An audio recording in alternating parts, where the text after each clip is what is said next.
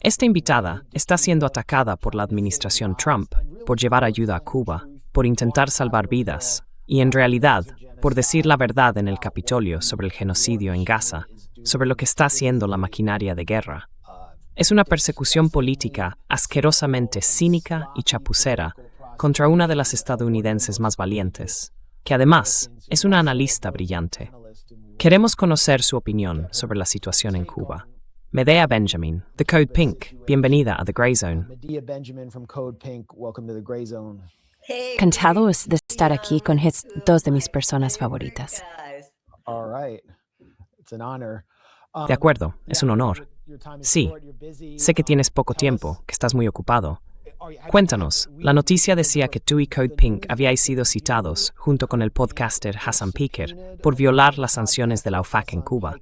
¿Puedes contarnos la verdad sobre lo que está pasando realmente allí?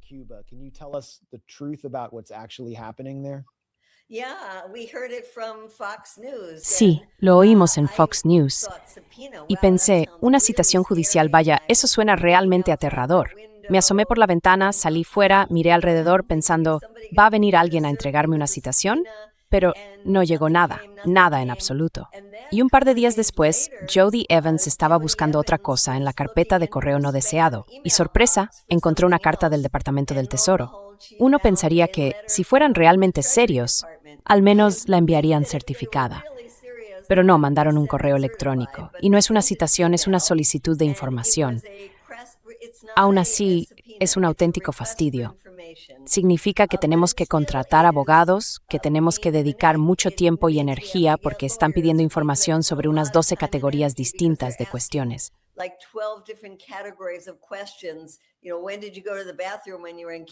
¿Sabes? Te preguntan cosas como, ¿cuándo fuiste al baño cuando estabas en Cuba?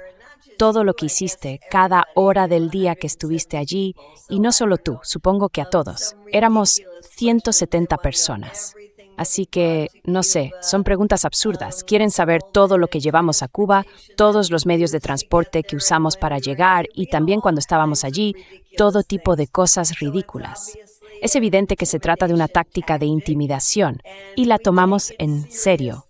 Pero desde luego no nos impide hacer el trabajo que tenemos que hacer, que es oponernos a lo que en realidad es una política inconcebible y criminal, que literalmente está matando a bebés, como se ve en el hecho de que la tasa de mortalidad infantil se ha duplicado.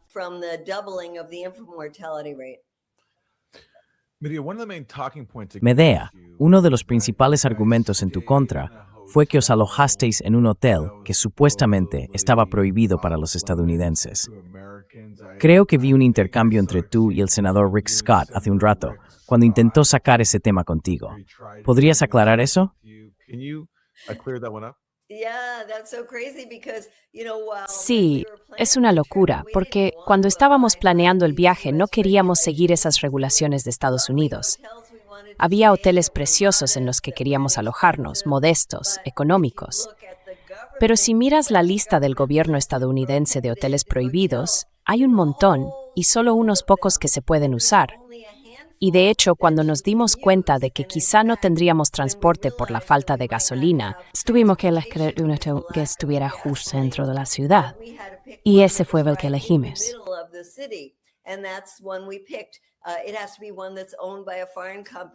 Tiene que ser uno que pertenezca a una empresa extranjera, y en este caso es española. Aunque diría que últimamente Estados Unidos ha estado presionando a todas esas empresas extranjeras que operan en Cuba. Ahora parece que incluso esos hoteles españoles y de otros países van a tener que deshacerse de sus inversiones en Cuba. Así que nos alojamos en el hotel aprobado por Estados Unidos y ahora parece que los pobres españoles van a perder su dinero con ese. Por las sanciones secundarias. Por las sanciones secundarias. Y ya sabéis, Max y Aaron, qué irónico es que Marco Rubio diga que tenemos que fomentar la empresa privada en Cuba. Bueno, cuando realmente vimos mucha empresa privada en Cuba, fue durante los años de Obama, cuando empezaron a suavizar algunas de esas sanciones. Y lo otro es que la presión que la administración Trump está ejerciendo ahora sobre Cuba está perjudicando de verdad a todos esos negocios. tanto a los extranjeros que habían invertido allí como a los locales. Por ejemplo, hay una empresa canadiense privada, Sherritt International, que llevaba 32 años extrayendo níquel y cobalto en Cuba. Y ahora, por el aumento de las sanciones que se anunció hace más o menos una semana, han comunicado que tienen que marcharse. Así que, ya ves, eso de promover la empresa extranjera en Cuba, pues no parece que esté funcionando.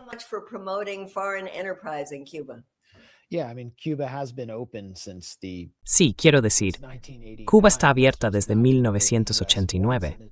Lo que pasa es que no lo está de la manera que quiere Estados Unidos, y es Estados Unidos quien intenta cerrarla. Y creo que, desde que empezamos esta conversación, parece que la estrategia estadounidense es permitir una apertura solo dentro del sector privado, que empieza con esas pequeñas y medianas empresas. Y ahora Marco Rubio intenta imponer una supuesta ayuda que solo pueden distribuir ONG religiosas y que se inyecta directamente en el sector privado. ¿No es esa en el fondo la estrategia? ¿Saturar Cuba con privatización?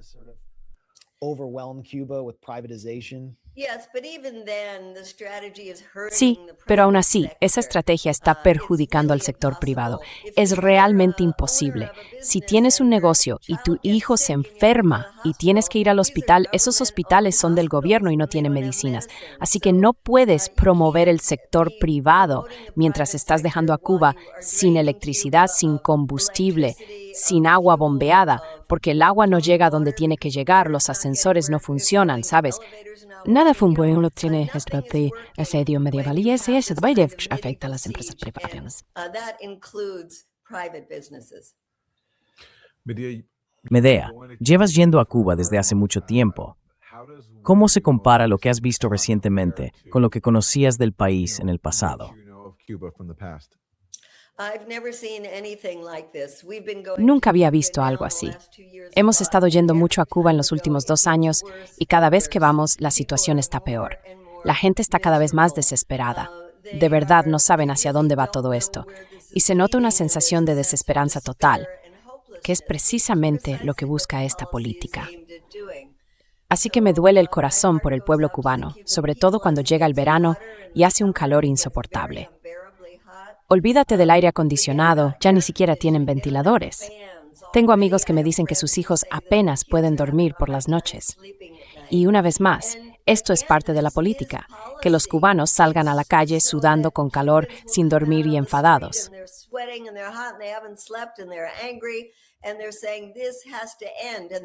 Y están diciendo que esto tiene que acabar y que la única forma que ven de que termine es con algún tipo de invasión de Estados Unidos, algún tipo de toma de control. No es que eso sea lo que quiera mucha de la gente con la que hablo.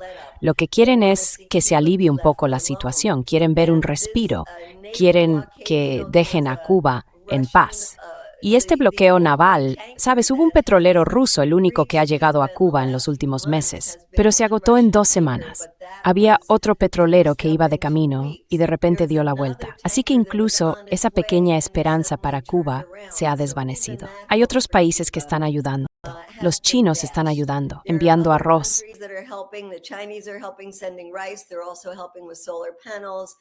También están ayudando con paneles solares.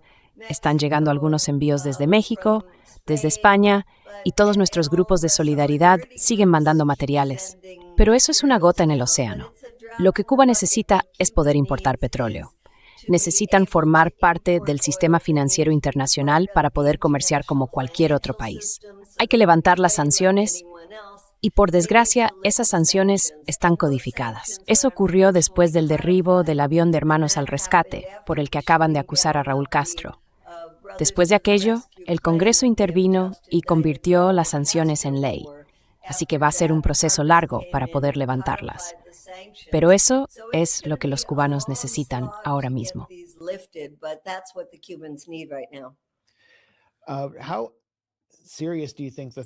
¿Qué tan serias crees que son las amenazas de una invasión? Político ha publicado un artículo titulado "El Pentágono de Estados Unidos prepara los cimientos para una invasión de Cuba". La presencia de la Marina en el Caribe no se ha reducido, a pesar de la guerra con Irán. Yo creo que esto está ocurriendo precisamente por esa guerra, por el fracaso de Trump en Irán, por no haber conseguido ninguna victoria militar, ningún objetivo. En realidad, fue una derrota enorme, y ahora necesita una victoria rápida. ¿Crees que es posible que Estados Unidos lleve a cabo algún tipo de acción militar contra Cuba, algo parecido a lo de Venezuela, o incluso más agresivo?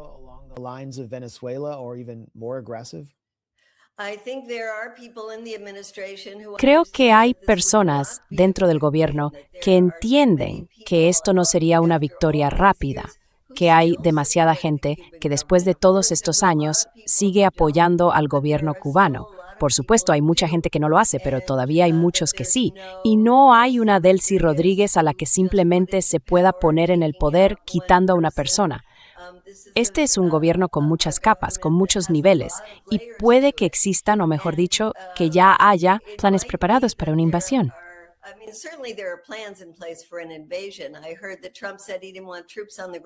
He oído que Trump dijo que no quería tropas sobre el terreno más de 48 horas. Pero también he escuchado que en realidad quieren una estrategia de desgaste, que prefieren esperar, que saben que el verano va a ser muy complicado, y piensan que si juegan bien sus cartas, esto podría caer por sí solo. Dicen que tienen incluso más sanciones posibles. Cuesta imaginar qué más podrían sancionar, porque ya han sancionado muchísimo. Sí, pero bueno, creo que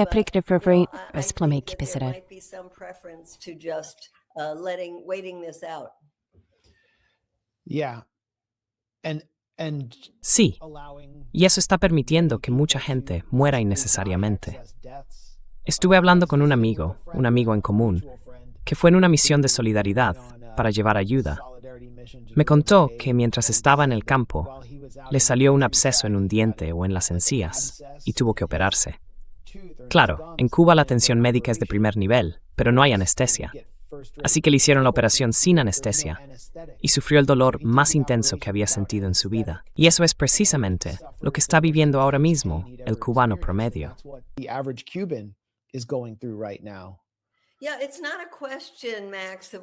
No, Max, no se trata de si la gente va a morir o no. Están muriendo por esto. Mira, mencioné que la tasa de mortalidad infantil se ha duplicado. Cuba era un país que tenía una tasa de mortalidad infantil más baja que la de Estados Unidos, más baja que la de los países ricos de Occidente. Y el hecho de que ahora se haya duplicado se debe a estas sanciones. Conozco personas que no pueden conseguir sus medicamentos contra el cáncer, que no pueden acceder al tratamiento para la diabetes que necesitan. Se dice que hay unas 60,000 personas que no pueden operarse en este momento y muchos de ellos son niños. Así que las sanciones no son una alternativa a la guerra, son una forma de guerra y están matando gente ahora mismo.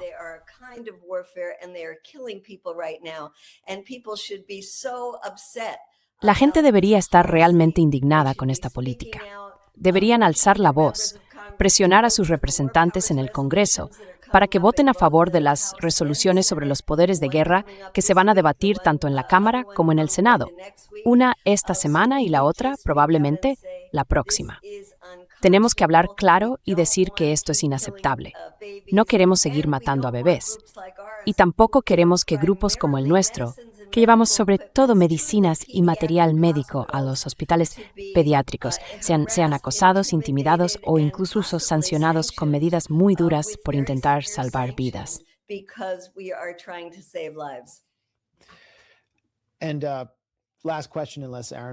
Y la última pregunta, a menos que Aaron quiera decir o añadir algo, es la siguiente.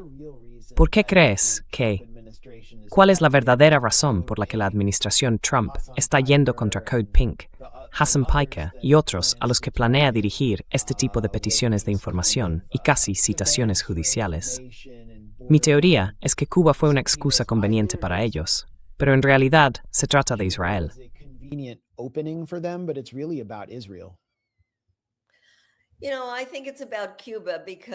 Creo que esto tiene que ver con Cuba, porque los cubanoamericanos de Miami llevan décadas presionando por esto. Y sí, algunos tienen vínculos con Israel y muchos simpatizan con Israel y reciben dinero de AIPAC, pero en realidad tienen su propio asunto. Gente como María Elvira Salazar, como Carlos Jiménez, como los Díaz Balart y, por supuesto, Marco Rubio.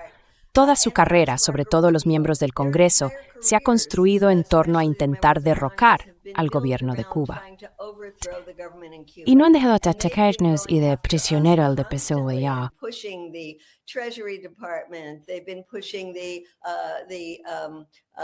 Han estado presionando a distintas áreas del gobierno, al Departamento de Estado, para que nos investiguen constantemente. Así que creo que si uno mira lo obsesionada que está esta gente, se ve que tienen un lobby muy fuerte. Y hay otra conexión con Israel, que es que aprendieron del lobby de AIPAC. Son un grupo más pequeño, no tienen tanto dinero, pero están bien organizados. Y como la oposición, como nosotros, no está financiada por el Partido Comunista Chino, a pesar de lo que se dice, los grupos que apoyan el derecho de Cuba a su soberanía no tienen mucho dinero y no están bien organizados.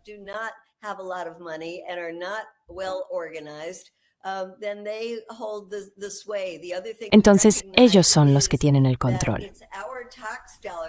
Y hay otra cosa que hay que tener en cuenta. Estamos hablando de nuestro dinero, de los impuestos, millones y millones cada año, que han ido a parar a esos grupos en Miami. Han hecho de todo, desde emitir radio y televisión Martí, que están bloqueadas y no pueden entrar en Cuba, pero el dinero ha seguido fluyendo año tras año, hasta recorrer el mundo buscando médicos cubanos descontentos que trabajen en el extranjero y que cuenten lo mal que está el gobierno cubano. Así que esa es otra conexión. Igual que damos mucho dinero a Israel, también damos mucho dinero a esos grupos cubanos en Miami.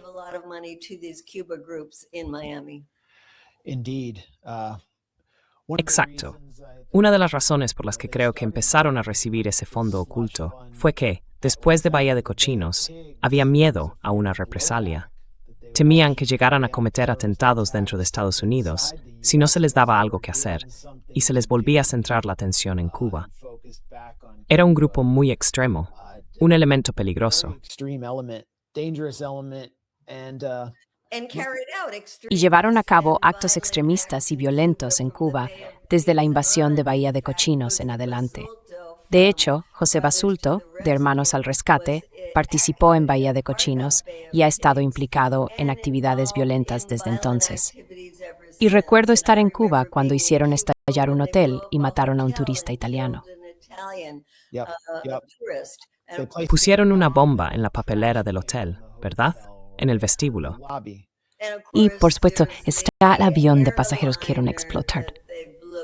Vuelo 455 de Cuba. Exacto. Mataron a 73 personas, incluido todo el equipo cubano de esgrima. Y los responsables de eso vivieron muy cómodamente en Miami.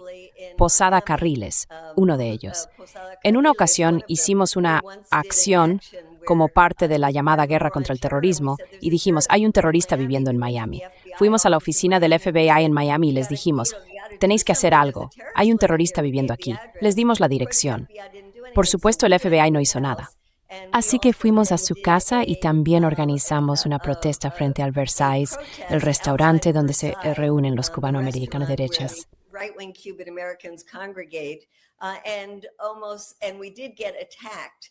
Y sí, fuimos atacados.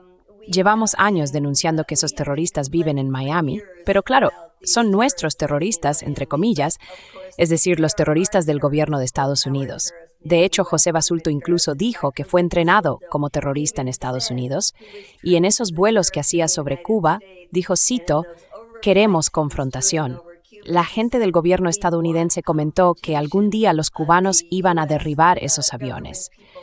Y por supuesto, eso fue lo que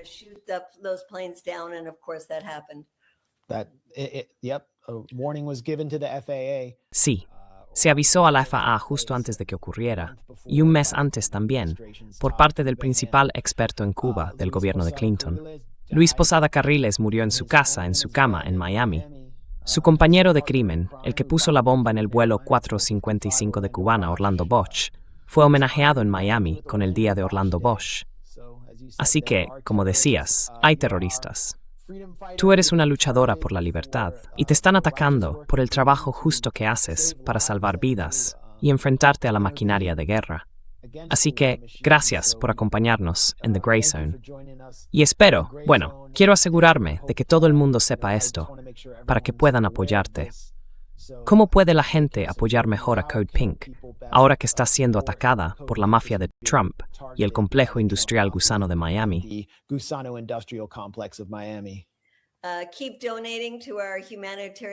Seguid donando a nuestro sitio de ayuda humanitaria para Cuba, que está en nuestra página web. Seguid viniendo con nosotros en los viajes a Cuba que vamos a seguir organizando. Creemos que es muy importante que la gente siga yendo. Hace apenas un par de días volvió un grupo y la gente regresó diciendo, son las personas más amables que he conocido en mi vida.